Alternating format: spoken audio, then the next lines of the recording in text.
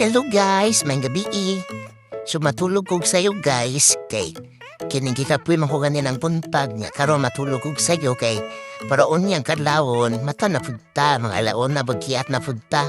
Masuko na pud si Papa guys. Nga si Papa guys matugman na siya karon kay maglakaw man sa ugma. So kami lang ni Kuya diri mabilin sa balay. Hanap pa si Papa ganina nga magsabot ta daan maloy prinsesa. Dili mo magkiat diri, dili mo mamungkag, dili mo hulog ang mga gamit. Kung magdula mo, pagdula lang. Dili kit-kito na mga wire, dili kit-kito na ang kining mga gamit na ko. Dili pamungkago na kong arrangement.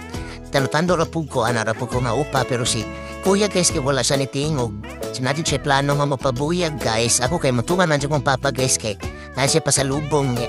Si Kuya kay kahit may siya gulong, dili man na siya mukuan mo to, tando kay Papa guys. Yung pagkasaba na siya kay matago din sa salam sa katri kay si Papa di man kaduko, dili man siya makabot ni Papa, matago mo siya dito niya. Dugay kay na siya mugawas guys. Unya na siya mugawas o kanang mutingog na tong sulanan sa pagkaon. Unya, masige na siya tanaw sa bintana kasi masige man siya gula kay Papa kung halos ang maabot. Pero kung naa si Papa guys, kay dili niya tagdon. Dili niya pansinon guys. Ulit na sa ni Papa kay masuko siya. Muna